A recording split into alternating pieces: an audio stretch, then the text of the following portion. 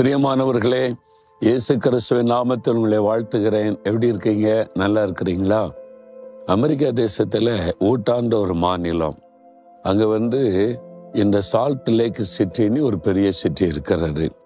அது என்னது Salt Lake city அப்படின்னு நினைக்கிறீங்களா? அதாவது உப்பு லேக், ஏரி, உப்பு ஏரி. ஒரு பெரிய ஏரி இருக்குது, கடல் மாதிரி பெருசு. ஆனா கடல் தண்ணியை விட 7 மடங்கு உப்பு அதிகமாதில்ல. அதனால்தான் இந்த சிட்டிக்கு அந்த பேர் இருக்கிறது. சுற்றிலும் பார்த்தீங்கன்னா இந்த பனி படர்ந்த மலைகள், சுற்றிலும் மலைகள், அதனோட உச்சியில பார்த்தீங்களா பனி கட்டி உறைந்து இருக்கிறது. அதுக்கு மத்தியில் இந்த சிட்டி இருக்கிறது.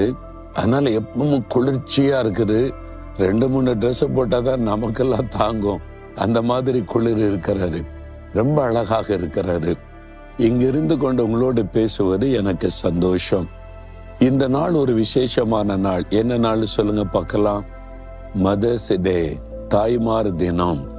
அப்ப நம்முடைய தாய்மார்களை நினைத்து, நம்மை வளர்த்து ஆளாக்கின, பெற்று வளர்த்து ஆளாக்கின நம்முடைய தாயை நினைத்து ஆண்டவருக்கு நன்றி சொல்லுகிற ஒரு நாள்.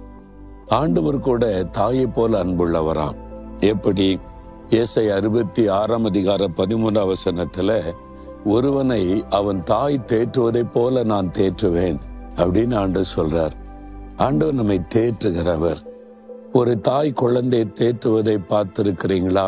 ஒரு சமயம் ட்ரெயின்ல பிரயாணப்பட்டு கொண்டிருக்கும் போது நடை இரவு நேரம் இருக்கும், எல்லாரும் தூங்கி கொண்டு இருக்கிறாங்க. ஒருத்தர் ட்ரெயினுக்குள்ள அங்கே இங்க நடந்துகிட்டே இருக்கிறாங்க. என்னடா எல்லாரும் தூங்கும் போது ஒருத்தர் நடக்கிறான்னு பார்த்தா, ஒரு தாய் தன்னுடைய கை குழந்தையை வைத்து கொண்டு அப்படியே நடந்துகிட்டே இருக்காங்க. அந்த குழந்தை அப்படியே அழுகிறது. அந்த குழந்தையினுடைய அழுகையை போக்குவதற்கு அதை தேற்றி கொண்டே இருக்கிறாங்க, நடந்து கொண்டே இருக்கிறாங்க. தூக்கத்தை அவர்கள் விட்டு அந்த குழந்தையை தேற்றுவதில் ரொம்ப கவனம் செலுத்தி, அதான் தாயினுடைய அன்பு. அந்த குழந்தையினுடைய அழுகையை நிறுத்தி தேற்று வரைக்கும் ஒரு தாய்க்கு நிம்மதி வராது. ஒரு குழந்தையினுடைய முகத்துல சோகம் தெரிந்தாலே தாயினுடைய உள்ளம் பாதிக்கப்படும். என்ன நடந்தது, ஏன் அதை அறிந்து குழந்தை தேற்று வரைக்கும் தாய்க்கு நிம்மதி இருக்காது. அதே மாதிரி தான் ஆண்டவரும் ஒரு தாயை போல நம்மை நேசிக்கிற ஒரு அற்புதமான ஆண்டவர். நம்முடைய முக வாடி இருந்தாலே அவர் நம்மை பார்த்து பேச ஆரம்பிப்பார். ஏன் துக்கத்தோடு இருக்கிற? ஏன் கலங்கி இருக்கிற? உனக்கு என்ன பிரச்சனை?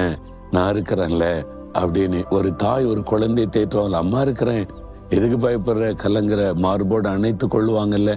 அந்த மாதிரி தான் ஆண்டவர் நம்மை அணைத்து கொள்ளுகிறவன். தாயினுடைய அன்பு எல்லாரையும் விட விசேஷமானதுதான் இல்ல. நான் என்னுடைய தாயார் உயிரோடு இருக்கும்போது அவங்களுடைய விசுவாசம் ஜெபத்துல தான் எனக்கு அற்புதம் நடந்து நான் உயிரோடு இருக்கிறேன். அதன் பிறகு நான் ஊழிய ஆரம்பிச்ச பிறகு நிறைய பாடு நிந்த வரும்போது என்னுடைய தாயார் தான் என்கிட்ட உட்கார்ந்து அன்பாய் பேசி தைரியப்படுத்துவாங்க, ஆறுதல் படுத்துவாங்க. ஆண்டவருக்கு ஊழிய செய்தா அவரை நெருங்கினா பாடு வரும். அதெல்லாம் கண்டு சோர்ந்துடக்கூடாது, அதெல்லாம் கண்டு பயந்துடக்கூடாது. ஆண்டவர் நன்மைக்காக தான் நடத்துவாருன்னு அவங்க தான் என்னை ஆறுதல் படுத்தி தேற்றி நடத்தினவர்கள். அவருடைய அன்புக்காக ஆண்டவரை துதிக்கிறேன். நான் வெளிநாட்டு ஊழியத்துக்கு போனா எல்லாருமே ஊழிய ஆசீர்வாதமா இருக்கணும், பெரிய காரியம் நடக்கணும், அதுக்காக விசேஷமா ஜெபிப்பாங்க. என் தாயாரிடத்துல நான் வழி அனுப்ப போனா சொல்லுவாங்க, நீ பத்திரமா போயிட்டு பத்திரமா வரணும். உங்களுக்கு ஏதாவது வாங்கிட்டு வரணுமா? நான் போறேன் அமெரிக்காவுக்கு, தூர தேசம்னா. ஒண்ணு வேண்டாம், நீ பத்திரமா வரணும், அதுக்கு தான் நான் ஜெபிச்சுக்கிட்டே இருக்கிறேன். அதான் தாயினுடைய அன்பு. வேற எதிர்பார்ப்பு இருக்காது. என் பிள்ளை நல்லா இருக்கணும், பாதுகாப்பா இருக்கணும், அதுதான் தாயினுடைய அன்பு. அந்த ஜெபத்தை இப்பொழுதும் நான் தவற விட்டு இருக்கிறேன். அதை நினைக்கும் போது கொஞ்சம் கஷ்டமாகத்தான் இருக்கும். உங்களுடைய தாய் அவங்களுடைய அன்பை மறந்துடாதங்க. உங்களை பெற்றெடுத்து வளர்த்து ஆளாக்கி எவ்வளவு கஷ்டப்பட்டு இருப்பாங்க தெரியுமா? அவருடைய அன்பை நீங்கள் நினைத்து பார்த்து ஆண்டவரை துதிக்கணும். அவங்க உயிரோடு கூட இருந்தா அவங்களுக்கு ஆறுதலா நீங்க இருக்கணும், அவங்கள சந்தோஷப்படுத்தணும், அவங்களை மகிழ்ச்சியா வைத்துக் கொள்ளணும். அதுதான் உங்களுக்கு ஆசீர்வாதம்.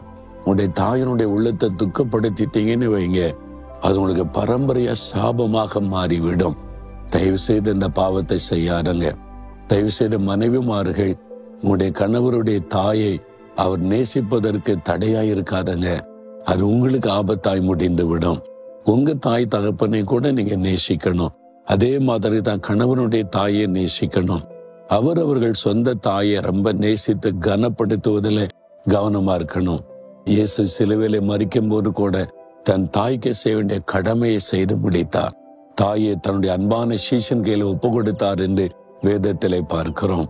ஆனால் இந்த நாள்ல உங்க தாயாருக்காக ஆண்டவரை துதிங்க. அவங்க உயிரோடு இருந்தா அவங்களோட போய் பேசுங்க, அவங்கள சந்தோஷப்படுத்துங்க, அவங்கள்ட்ட ஒரு ஆசீர்வாதம் வாங்கி கொள்ளுங்க, அவங்கள உங்களுக்காக ஜெபிக்க சொல்லுங்க. எவ்வளவு சந்தோஷப்படுவாங்க தெரியுமா? அது உங்களுக்கு ஆசீர்வாதம். இந்த நாள்ல ஆண்டவரே, எங்களுக்கு ஒரு தாயை போல இருக்கிறீர், தாயை போல தேற்றுகிறீர் என்ற அன்பருக்காய் நன்றி. எங்களுக்கு தந்த தாய்க்காக உமக்கு ஸ்தோத்திரம். ஆண்டவரே, யார் யார் தங்களுடைய தாயாருக்காக துதித்து ஜெபிக்கிறாங்களோ அவங்கள எல்லாம் ஆசீர்வதிங்க. சொந்த தாயாரை மகிழ்ச்சியாய் வைத்துக் கொள்ள கிருபை கொடுங்க. அவங்களை காயப்படுத்தி இருந்தால் தயவாக மன்னித்து இரக்கம் செய்து அந்த தாயை சந்தோஷமாய் வைத்துக் கொள்ள கிருபை கொடுங்க. ஒவ்வொருவரையும் ஆசீர்வதித்து அவருடைய தாய் மார்களை ஆசீர்வதித்து மகிழ பண்ணும். இயேசுவின் நாமத்தில் ஜெபிக்கிறோம் பிதாவே. ஆமேன், ஆமேன்.